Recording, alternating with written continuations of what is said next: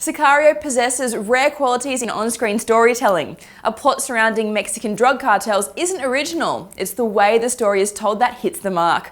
I'm Amy Jobson and you're watching The Briefcase.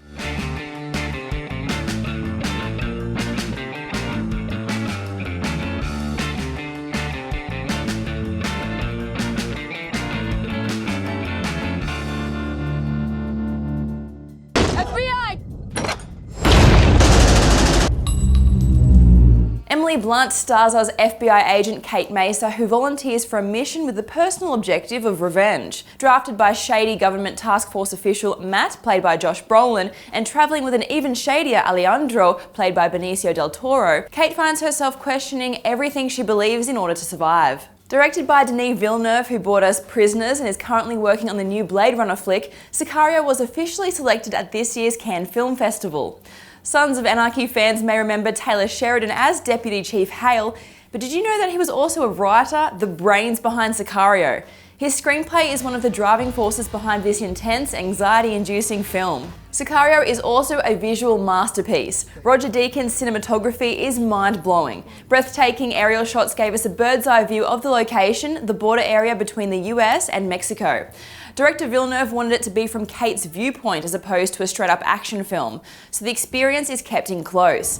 This feeling of claustrophobia makes us just as uncomfortable and vulnerable in this grim setting as Kate is. In other scenes, I felt like I was playing Call of Duty. The use of camera angles and change in pacing kept me on the edge of my seat and really captured the character's tension. From the bumpy ride in the federal police vehicles to becoming part of the on-ground tactical team, the effect was disorienting at times, but this mode of storytelling really resonated with me, as we come to realise that Kate is just in the dark as we are watching the film. Sicario has you confused, intrigued, and demanding 1,000 answers along the way.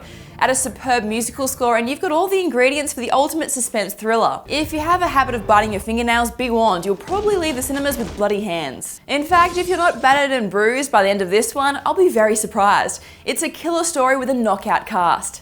Emily Blunt is perfect. Her action star qualities were on display in Edge of Tomorrow, but she has really outdone herself this time. A member of the FBI kidnap response team thrown into a morally ambiguous situation where she is completely out of her depth. Sounds like a tough brief, but Blunt absolutely nails the role, demonstrating vulnerability and strength. Josh Brolin shines as Matt Graver, the government operative responsible for dragging Kate along. He speaks in riddles and would rather take a nap before providing answers. As for Benicio del Toro, what can I say? He is phenomenal as Alejandro. Shrouded in mystery, bone-chillingly intimidating but oozing charisma, he mightn't speak much, but when he does, it's with calculated intent. I still have so many questions, but that's the thing. Sicario, which is in cinemas now, doesn't pretend to have the answers. There is no perfectly tied together conclusion. This is real life and it's gritty as shit. I'm rating Sicario as a 9.5 out of 10. I'm Amy Jobson and you've been watching The Briefcase.